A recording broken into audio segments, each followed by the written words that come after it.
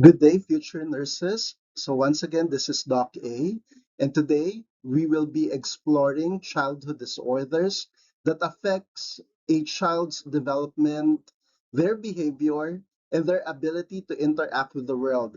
So, specifically, we're going to discuss today about autism, the ASD, autism spectrum disorder, ADHD, and intellectual disability like mental retardation. So these conditions not only impact the child, but also their families. It could also impact or affect their schools and communities. So as nurses, it is vital for us to understand these disorders early on. So how to recognize them, how to communicate effectively with both the child and their caregivers, and how to advocate for a supportive, individualized care. So let's open our minds and hearts as we learn how to care for some of our most vulnerable patients. Okay, so once again, we're going to deal about childhood disorders. Okay, so on this slide, we could see some facts in terms of mental health, especially among children. So it is not only ASD, ADHD, and mental retardation that they could experience. For instance, we could see here that in the UK, 38% of adults do not know the signs and symptoms to assess mental health of their sons and daughters. We could also see that 70% of children and teenagers having a mental health problems has not received any attention in early age. And part of it is that autism and other developmental disorders appear in the first months of our lives. Okay, so let's move on to our first topic, which is autism. And how are we going to spot um, a child or a client with autism? So basically, when we talk about autism, it is a disorder that is characterized by three things. Okay, one, so impairment in communication skills, meaning to say we could see that they are having trouble on how to communicate with others. At the same time, other people are also having a difficult time on how to communicate with them. Second, there is a presence of stereotype behavior or interest in activities. It is common among them to like spinning objects. Another thing, even though they are more than 2 years old already, they love to or they prefer to play alone rather than working with a group or playing with other persons. They could be hyperactive. They like to reject cuddles and kisses, and most likely, just I have told you, they're having trouble in terms of communication, maybe because of the delayed in speech development. And lastly, so the third characteristic of autism is impairment in social interaction. They don't interact well with other people. Okay, so again, we have three characteristics: impairment in the communication skills, presence of stereotype behavior, interests, and activities, and lastly, impairment in social interactions. Okay, so here we could see that there are three functional levels of autism. Okay, we have the level 1, level 2, and level 3. So the difference is what are the things that they need. For level 1 autism, so they require support. Okay, so they require support. So average traits of patients with level 1 autism. So people may see them as awkward and not disabled. So they can befriend or date a non-disabled person or people, but it's hard for them, and they like to be alone most of the time. They can handle changes, but they prefer routines. Okay, they could be fidgeting. Okay, so you could see them moving around, lurking around. So yeah, so people may also think that their developmental delays are just signs of laziness and insecurities. Okay, so yeah, basically they look and appear normal. They could act a little bit normal. However, there are still little things that differentiate them from other children of the same age. Okay, so for our level 2, they require substantial support. Okay, so comparing to level 1, they need more support. Okay, however, comparing to level 3, so they could be they could work on their own. So yeah, there are things that they can do that level 3 people can't. Okay, so average traits of patients with level 3 autism. So people can usually tell that they have this ability. So at first glance we could already see that they have a disability as compared to level 1, wherein it's quite hard for us to distinguish that. So in terms of their social life, so it is very limited and sometimes it is non-existent. So coping with change is very challenging for them. Okay, so most likely they need to have someone by their side. Okay, if we're going to compare that with level 3, so it requires a very substantial support. So the disability is a very obvious. Okay, usually they could only communicate through expressing their needs and answering some questions. So in terms of changes and transitions, they can it is unbearably difficult for them. And um, usually they need and to have a repetitive behavior. Okay, so if you will notice, may it be levels 1, 2, or 3 level of autism, the main problem that we have are the interpersonal functioning. And the impairment in the interpersonal functioning focuses on one, their social interaction. So usually we could see that there is little to no eye contact among them as if they are deaf. Okay. Sometimes they are crying and doing some tantrums. And even though there's nothing funny, so sometimes they just sillily laugh and jiggling. Okay. So aside from social interaction, another problem that we could usually see among patients with autism is communication. Again, if you're going to notice, may it be level 1, 2, or 3, there is problem in terms of communication skills. So there is no to little communication or language, especially with 3. Okay, and sometimes they could speak. However, if they do speak, it is more on echolalia. Okay. And another main problem that we could see among them is their behavior. So usually patients, children with autism, um, are fascinated with objects. They like rituals. They like repetition of things that they're going to do. Since they cannot think clearly enough for themselves and for their safety, so they do not have fear for danger. Okay, once they think that they want to do things, they will do it because they don't fear danger.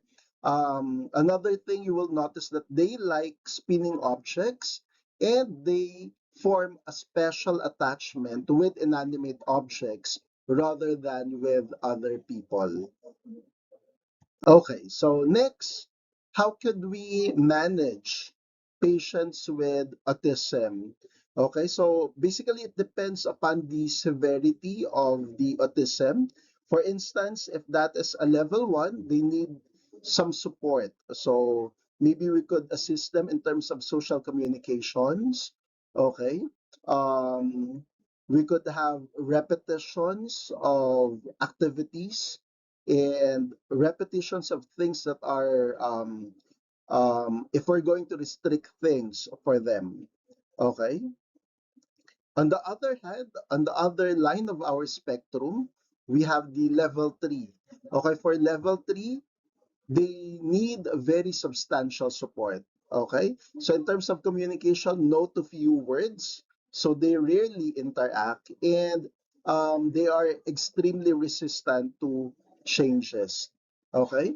Other things that we can take note for patients with autism is that one, um, they usually experience and manifest tantrums. Okay? And one of the few things that they like to do when they're having some tantrums is to do head banging.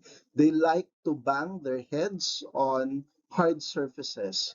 Okay, so with that, one of the management that we could do is to safe proof the whole house.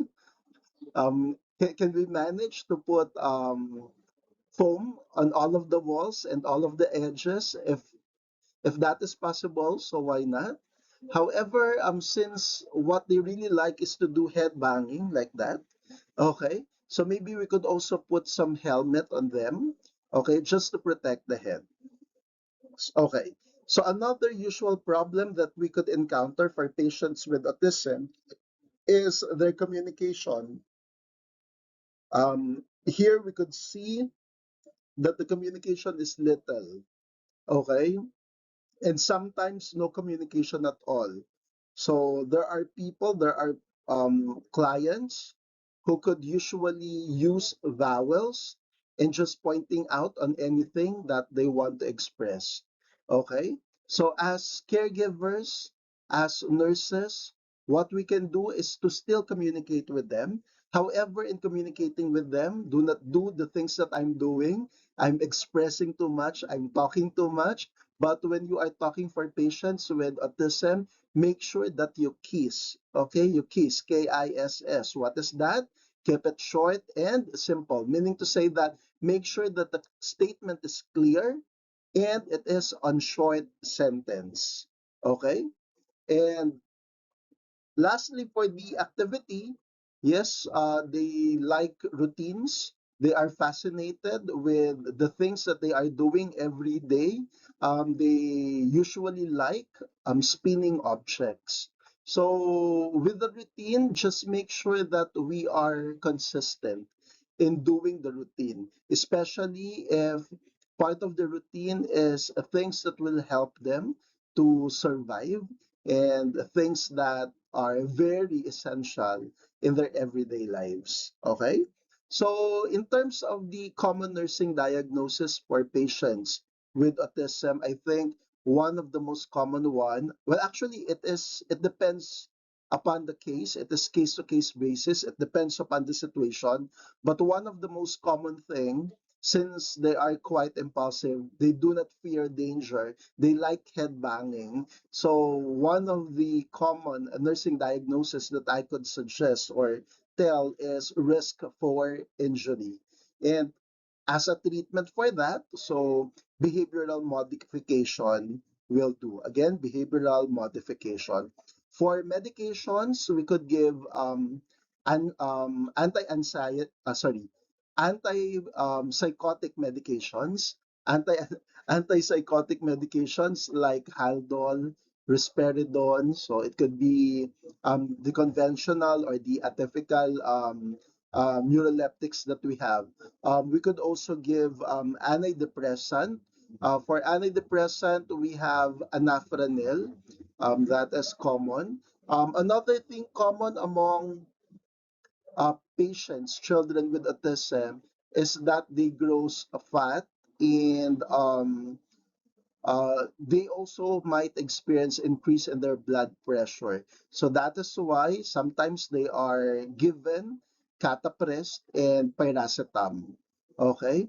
If the patients are withdrawn, we could give them stimulants. However, if they are super stimulated, they are hyperactive, we can give some sedatives. Again, all of this medication are as ordered by the attending physician.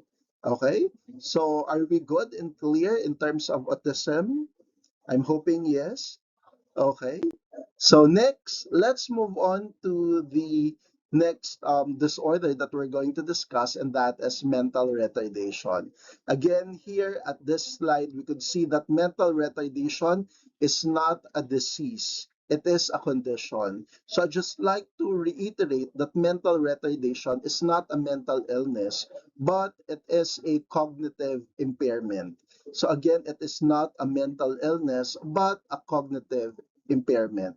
So when we talk about mental retardation, this is the significantly sub-average intellectual functioning that would result in impairment in the adaptive behavior. So usually the IQ or the intelligence quotients of patients with mental retardation is less than 70. Okay? Um, Usual etiology why people or why children develop mental retardation. It could be because of inadequate nutrition and metabolic endocrine disorders. So, like PKU, it is common among um, people with malnutritions, deficiencies, and even lead poisoning. Okay, so again, possible etiology: one is inadequate nutrition and metabolic endocrine disorders. Okay, so aside from that, maybe they had experience of brain injury.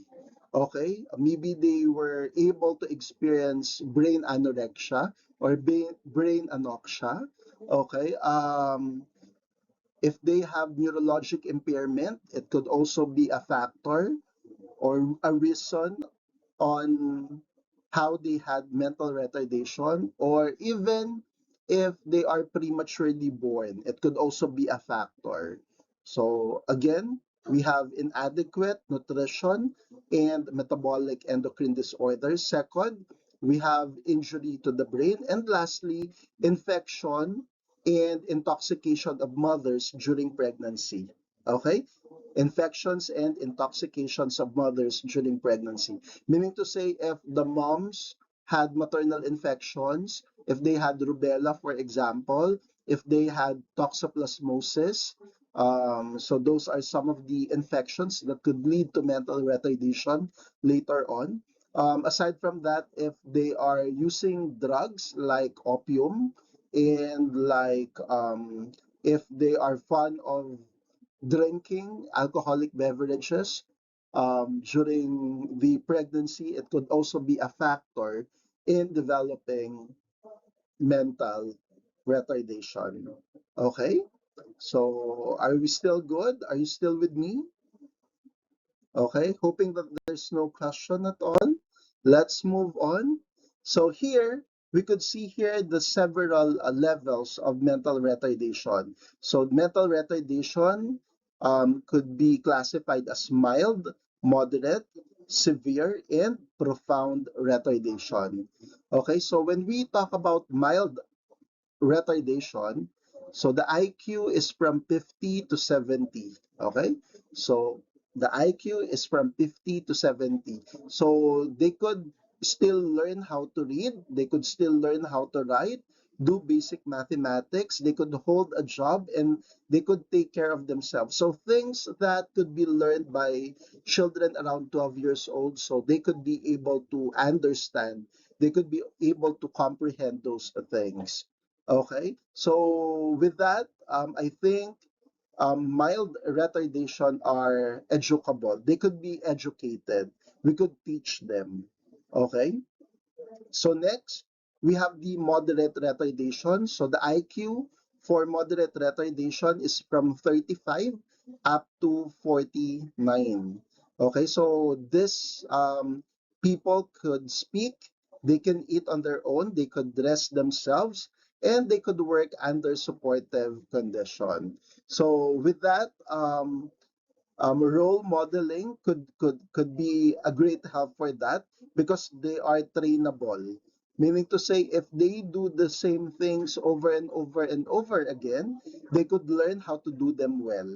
Okay? They could do simple repetitive tasks. They could still do their activities of daily living, and they could have social skills. They could interact with others.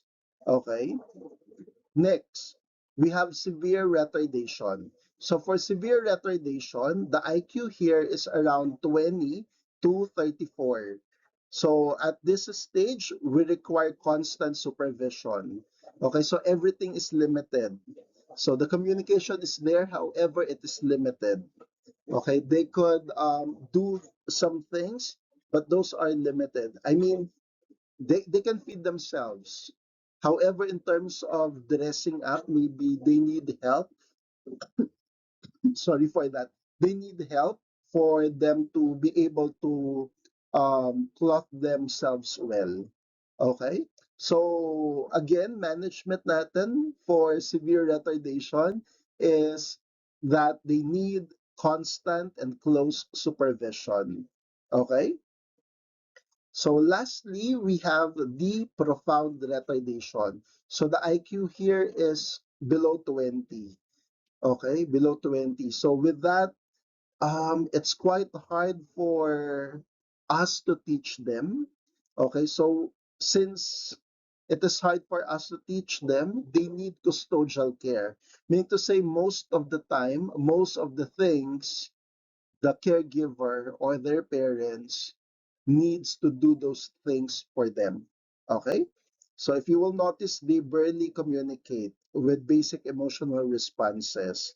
Okay? They cannot feed or dress themselves, and they are very dependent on others in terms of care. Okay? So hoping that the level of mental retardation are clear. Always remember, 71 and above are considered normal. Mild retardation, 50 to 70. Moderate, 35 to 49. Severe, 20 to 34. And below 20 is profound retardation. So, what can we do overall to help them? Okay. Always remember the 4 R's in the management of clients with mental retardation. First is role modeling. Okay. Role modeling. We need to show them how to do things.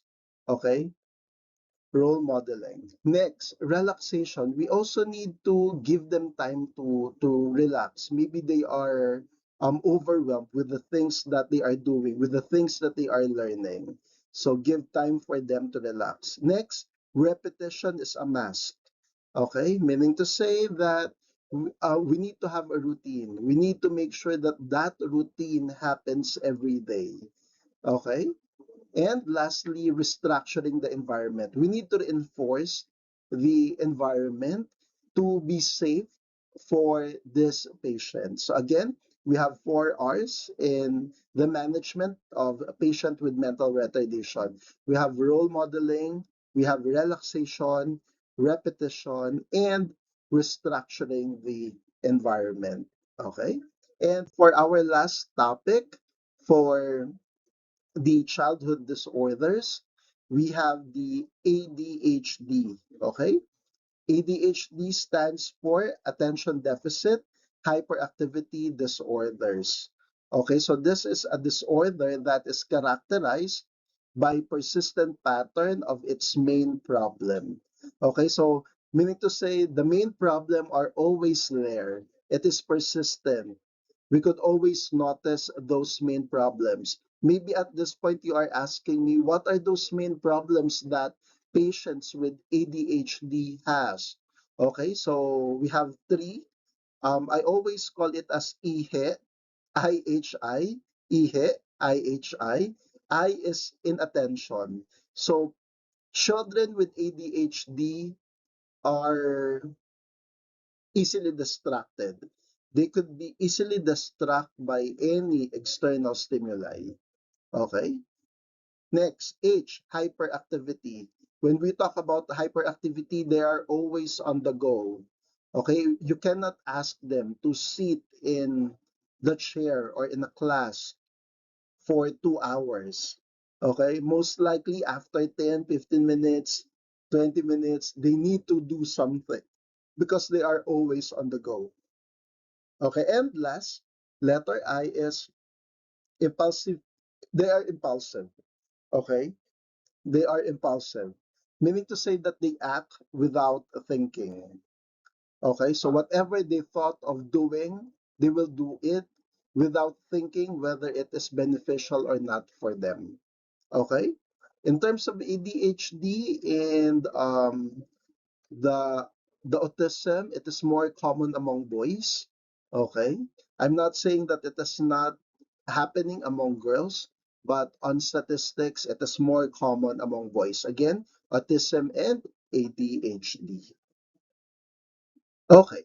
So what are the common symptoms of ADHD? So remember, I've told you it is common that they have the three main problems, which is the IHI. Okay, I is inattention. Here are some examples wherein you could see the inattention on a child with ADHD. H is hyperactivity, so same goes with it. And last is impulsivity. Okay, they are being impulsive. Okay. So what could be the um, possible things or etiology for ADHD? Okay. Um, One is if the mom uses drugs during pregnancy, it could be a factor. If they experience a prenatal trauma, okay, if the child experiences early malnutrition, and if the child has neurologic impairment. So those four are the most common causes or etiology on developing ADHD. Okay, so for symptoms, basically all of the symptoms that we have will just revolve with the inattention, hyperactivity, and impulsivity. Okay, so for instance, just remember the mnemonics deficit. So deficit stands for D, difficulty remaining seated.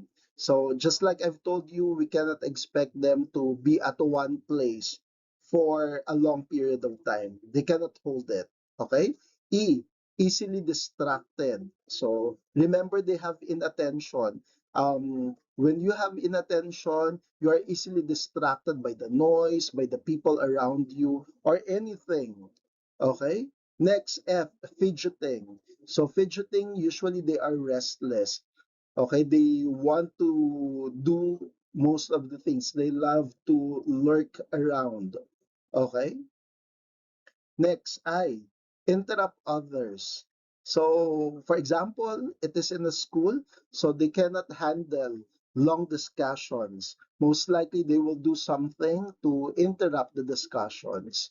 Okay? Next, letter C, child exhibits hyperactivity. So again, when we talk about hyperactivity, they are always on the go. Okay, that's correct. Okay, and next, letter I, they indulge in destructive behavior. So, since they are not thinking, they are impulsive. So, they could hurt themselves, they could hurt other people, they could destroy some things. Okay, so that's why they indulge us in destructive behavior. And lastly, letter T, they talk excessively. Okay, they keep on talking. Okay, so what are the most common nursing diagnoses for patients with ADHD? So usually, just like with autism and even with mental retardation, there is high risk for injury. Okay, so with that, the priority nursing care for us is their needs, okay? We need to look at their nutrition. What's the reason? Since they have inattention and they are hyperactive, so even though you ask them to sit on the dining area during lunch, breakfast, or dinner time, so yeah, they could be able to sit for a few minutes and have a bite for a few minutes, but after that, they will go and do other things after. Okay, that's why nutrition is one of the things that we need to look at. So aside from that is their safety because of being impulsive. Okay, so here are some of the recommended parenting strategies for children with ADHD. So always give positive attention.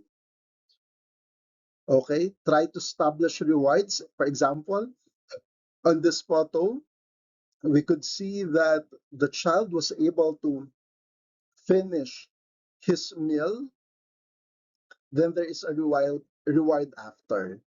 Okay, give effective instructions. Again, when you are going to talk with them, always use KISS as well. Keep it short and simple. Make sure that it is clear and understandable. Okay, if ever they were able to finish some of the task or the task that you have given them, so do not forget to praise them. Okay, give some recognition about what they have accomplished, because that is a very good feeling. And since they were able to feel that, so most likely they will do again. They will try to finish again the task that you're giving them so that they could receive praises after.